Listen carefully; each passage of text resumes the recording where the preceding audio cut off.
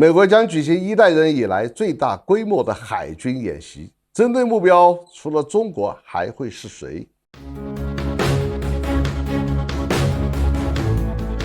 大家好，我是罗富强，欢迎来到富强观察室。本期我们聊的话题是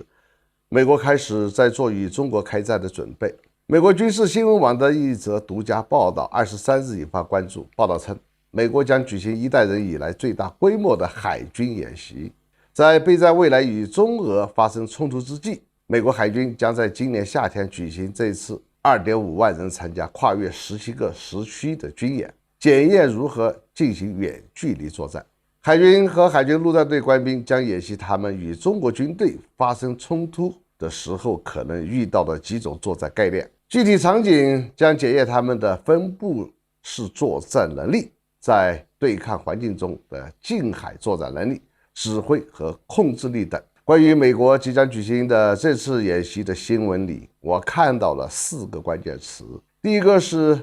美国海军，第二个是一代人以来，第三个是最大规模，第4个是与中国军队发生冲突时可能用到的作战概念。这就不难想象，美国主持的这一次演习目标非常明确，那就是为了应对与中国军队发生冲突时进行备战。很显然，中国从来不想和美国打仗，而美国却要进行一代人以来最大规模的军事演习，而且是海军。这不就恰恰说明了美国已经有了要和中国对抗乃至战争的打算了吗？美国明明知道中国绝对不会主动与美国开战，但为什么要做好与中国发生军事冲突这样的打算呢？我用6个明确来阐述一下。第一，美国的战略目标很明确，美国必须确保它在全球的长期霸主地位。全国上下早已明白，中国的经济总量和规模必定会在不长的时间内超越美国，必定会削弱美国的霸主地位。以美国人那种霸权思维模式，自然认为中国超越了美国以后，就一定会取代美国的霸主地位。第二，美国的对手定位很明确，美国已经确认中国是美国最大的威胁，这是在拜登政府内部文件和报告里以及会议上都已经把中国列为对美国构成威胁的4个国家之首，所以必须采用多种手段，包括贸易战、科技战、舆论战、外交战等等，必要的时候不惜发动战争。第三个，美国的战略构想很明确，美国离中国实在太远，只有依靠海军才能和中国开战，而海军又是美国和中国相比之下的最大优势。他就想用他的优势和中国的劣势抗衡，但中国不会傻到单纯派出舰队到大洋深处与美国海军对决的程度。第四，美国的战场选择很明确，美国构想与中国海军的对决海域应该是印度洋，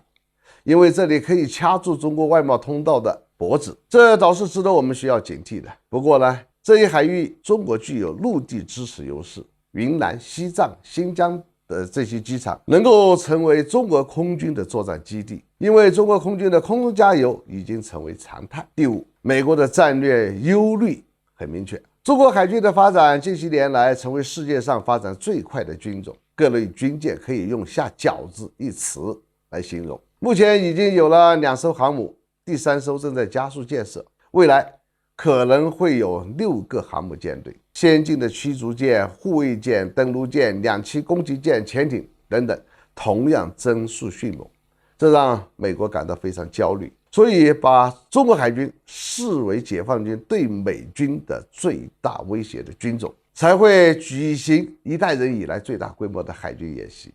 演练与中国海军作战的方案与战法，总结经验，形成完善的方案。但美国人忽视了一点，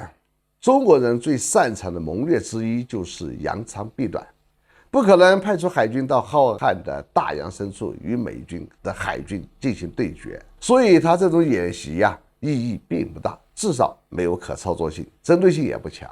此外，美国还忘了一点，美国海军与中国真正需要对决的海域不是印度洋，而是台湾海峡以及南海。面对世界上装备最先进、最强大的解放军火箭军，再加上已经现代化的空军，美国海军在这2个海域以及印度洋与中国作战，他根本占不到便宜，美国人会输掉底库是非常大的概率，所以我们根本不必担心。美国佬爱玩，就让他们自己玩去吧。好，本期话题就到这里，下次再见。